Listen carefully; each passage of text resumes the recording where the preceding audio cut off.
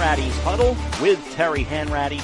He's Terry Hanratty. I'm Rob Adams. Dave Torromeo is here as well. And it's the first time all three of us have been able to sit together and have a conversation about the world of college football, the NFL, and everything else. Terry, first of all, how are you? I'm wonderful. What a bonus for the audience. I have all three of us here. I love this. This is great. Dave, I'm glad we made this work. Yeah, this is great. I mean, I'm talking with Terry about doing this, it's the summer months, and we've got a few under our belt, and I'm excited to hear what Terry's got on his mind today. Yeah, Terry, me too. We were kind of talking off the air before we started recording, and I think you've got some important things lined up today. I'm looking forward to it.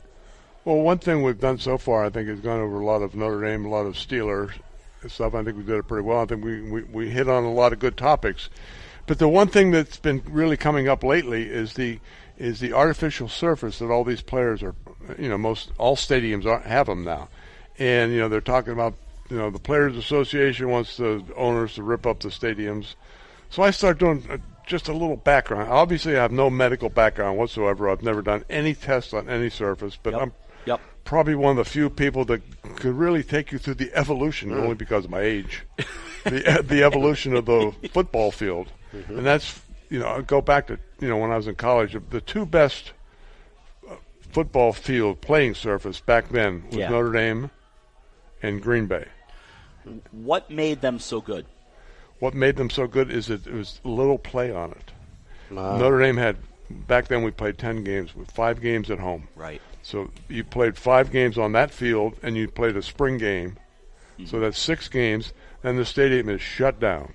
And these grounds crew are out there picking out weeds. And it goes back to the point where people don't realize that they're watching TV now. When you had all grass field back then, there was a crown on the field. Right. Yep. So if you sat on one side of the field and looked at your opponent, you could barely see him because there was that crown there for the drainage. Sure. And a quarterback had to adjust. If you're throwing a 15-yard out, you better bring your ball down because that receiver is going to be running downhill there towards the end. So you got to bring it down and to hit him on the money. So, but those are the little things. But I talked to my then the evolution of going to Pittsburgh, and we played in Pitt Stadium. Mm-hmm. And what happened there is that it was before Three Rivers was built, one year before. And you had high schools played at Pitt Stadium, Pitt played at Pitt Stadium, Steelers played at Pitt Stadium, and by November it was a quagmire. Right. I mean, there was there was no drainage whatsoever because it was all mud, and it was really a miserable place to play. Then you have the evolution to go down to Houston, Texas, where the first artificial surface was put in. That was the Astrodome. Mm-hmm. And that's like playing on this wood with about a half inch of cushion on it. And the big thing back then was you'd get the rug burns, and the rug burns would turn into infection, and just staph infection. A lot of guys who have staph infection end up in the hospital for a couple of weeks. Then they learned that the substance that was put into the artificial surface was causing that. Then it was the evolution. They had to get a little better. Started out bad, and then all of a sudden now it's getting better. But the whole time along here, I talked to my friends, and I said, do you know anybody back then with their ACLs, Achilles tendon, any of these injuries? And we couldn't come up with any of them. And so I think it's not so much the surface. Yeah. Because I played on the best surface. I played on the worst surface. And you don't notice anything in the injuries, but I really think that now you got to look at the players. Mm-hmm. And I think, back in the day when I first started with the Steelers in 1969, we had 6 preseason games. Yes. And the last couple weeks, the first team played every part of the game. That's amazing. We started out the first preseason game where the starters would play the first quarter, and you sort of work into being hit on the football field. Yeah. Nowadays they have 3 games. They don't play any starters till the final game. And Rodgers played a couple, maybe 1 or 2 series to start the Jets season this year. Right. And you end up with these injuries.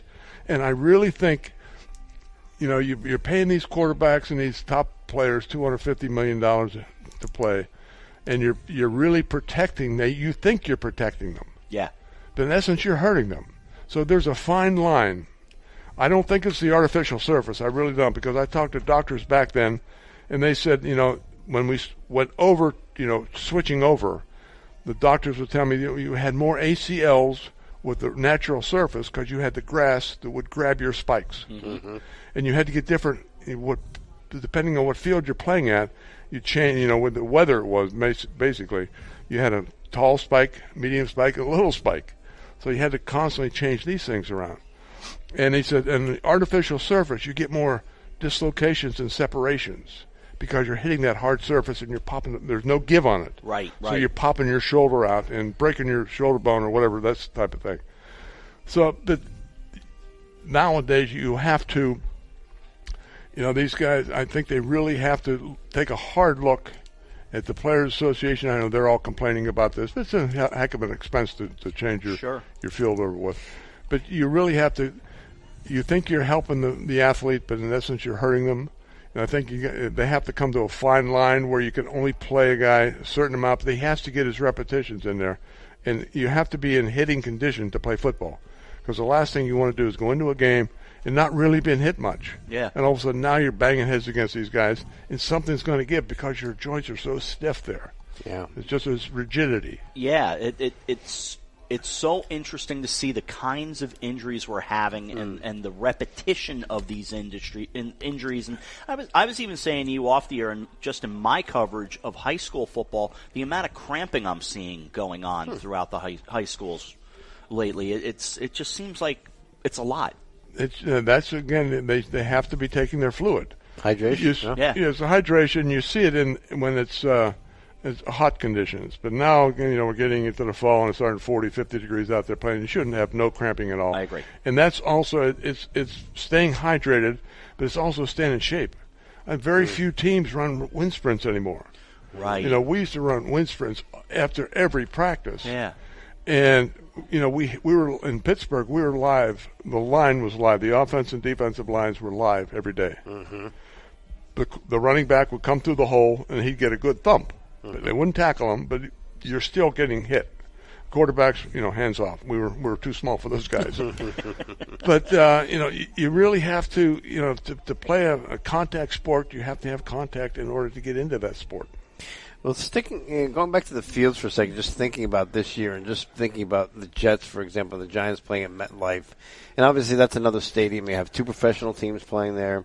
They do have colleges and high schools play there, so it's almost, financially it would be, again, if they had a regular grass field, it would be so abused, But you think about, Aaron Rodgers, 4 plays in with his Achilles. They've had I think they've had 4 total Achilles injuries this year. Now, one was Vera Tucker, and that was in Denver, and Denver is natural grass, right? So I don't know. I mean, is it something in the training? Obviously, you're right. We mentioned before, I mean, we never heard of Achilles injuries. Now they're as common as the ACL, MCL, Achilles, so it's just amazing to me.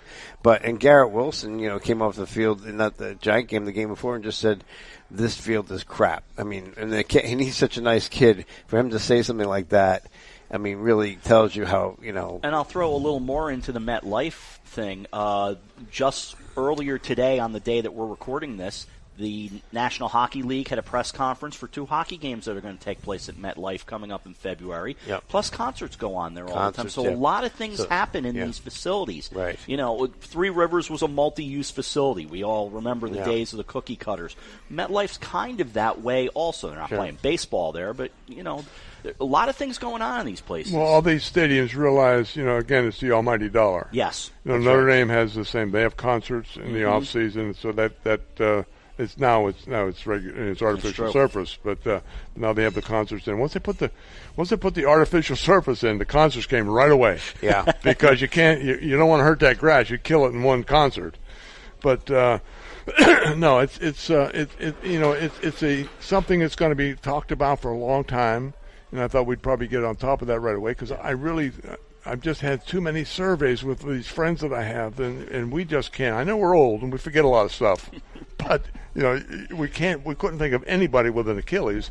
And if you look at the Achilles, Rodgers got tackled, and he got bent down, and that Achilles popped.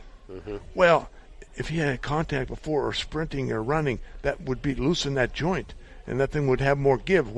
Maybe it would still do it, but he'd still have at least have the fluidity in that joint to help protect it. And Dave, you're a Jets fan. Rodgers played one or two cameos? I think he played 2 series in the final preseason. That's game. what I thought. Yeah, 2 series, and that was it. So the first series was a 3-and-out. I remember that because I was watching, and then the second series, I think they scored. He threw a touchdown pass, and then he came out. That's so right. To Terry's point, and I think what Terry is saying is, at least what I'm hearing is, all of these injuries, and then here you have owners that are paying a premium for these players, right? A premium, but yet now you have less. You have the fields that really aren't helping, and you have it's really the union, who don't want these players getting all this extra practice time and to try to protect them, but they're really not helping them.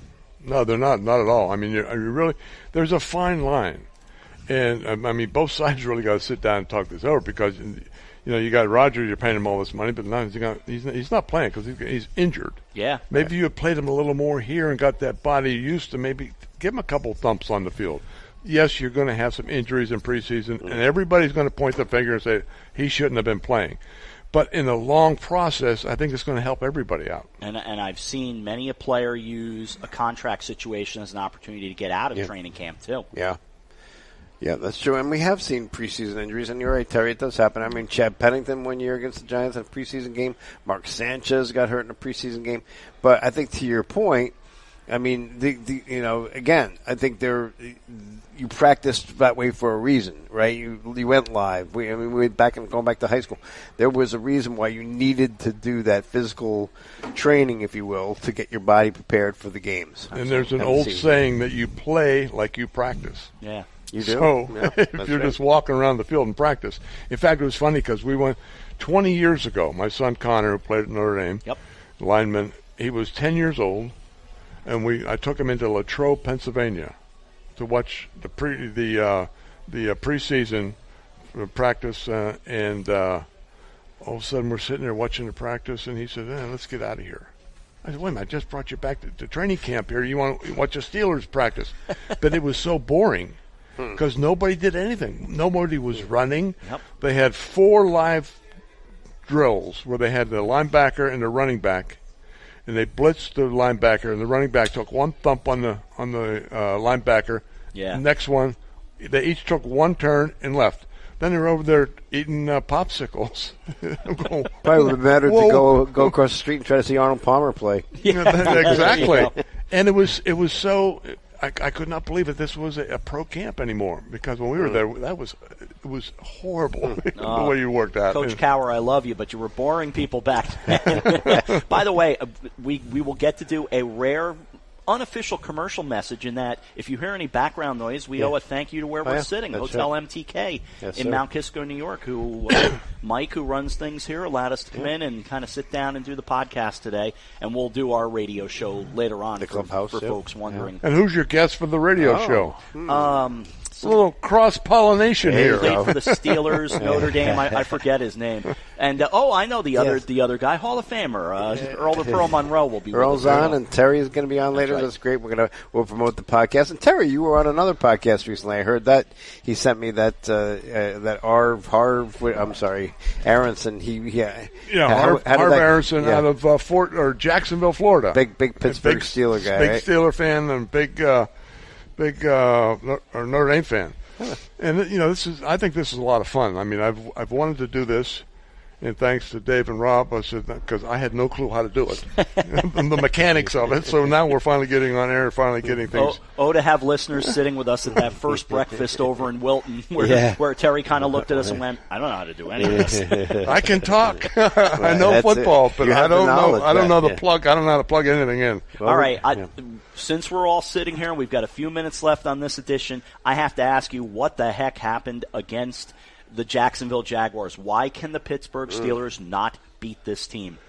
We are probably the most inconsistent team. I agree. I mean, I really thought that the quarterback from Jacksonville, I forget his name now, but Lawrence. Trevor Lawrence. I thought Trevor Lawrence would probably light us up, but he didn't. He didn't. No. We really shut him down, and to shut him, I think he's a hell of a quarterback. He is. And to shut him down and lose the game, I just don't understand it. There were a few defensive miscues that he exploited, I'll say that. One for I believe, the game-winning touchdown. Right, yes. But you're right. Otherwise, the Steelers made some really good defensive stops and some takeaways and just nothing with the offense. The defense has been winning the games each week. Yes. And the thing is, they can only go so long, so far. The offense really has to pick it up and carry their side of the game, because you can't play defense every week and just wait, try to hold the opponent to 14 points. And that's tough to do. It leads me to another Steeler team, which was the 76 team, had arguably the greatest defense ever. Mm-hmm. But the offense was, and let's face it, part of the reason was Terry wasn't on that team. I wasn't there. I was down in Tampa. See? So enjoying the fun and sun in Tampa, Florida. that was part of the problem. The Steelers' offense was really banged up that year, and the offense couldn't help the defense out. Mm-hmm. And you have to have the consistency. I mean, you're going to be in order to be successful, you got to be great on both sides. And one side picks up the other, but one side cannot carry the whole team for a full year. And tomorrow night, the Steelers take on the Tennessee Titans, and one of the three people in this podcast is going to be at that game. There you go. How do you see it going? I'm not going to be there. So now you're down. Now you're down to I'll one. Be in front of the tube. Yeah, that's me. How do you see it? I really think I think Pinkett. He said he's going to play. He's got a bruised rib. It's sort of got to chuckle all that one.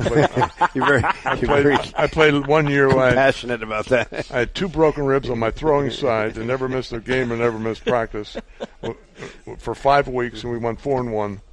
So then I broke my wrist. But then that's another story. But especially nowadays, they have these rib protectors. We never had them back then. That's right.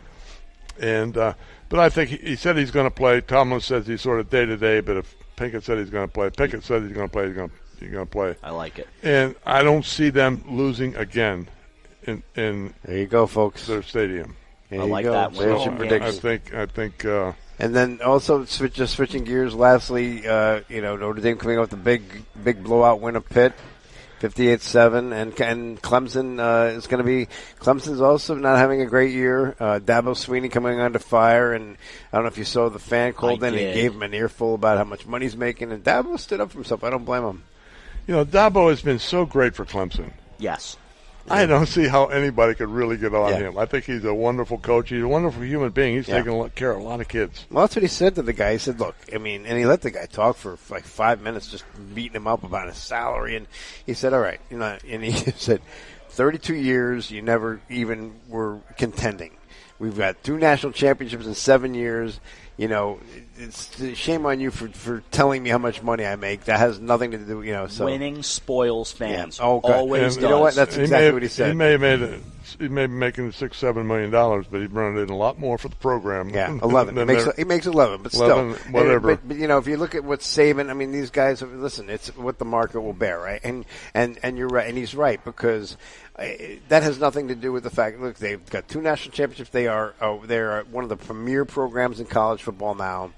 And at the end of the day, and also the Pitt coach, by the way, after that blowout. I was just about to ask that. He threw his team under the bus, He too. did. That tells you a lot about a coach right there. Yeah, it really does. And I thought Narduzzi's done a good job with that team, but his players are not happy with it. Pitt's a tough school to recruit to.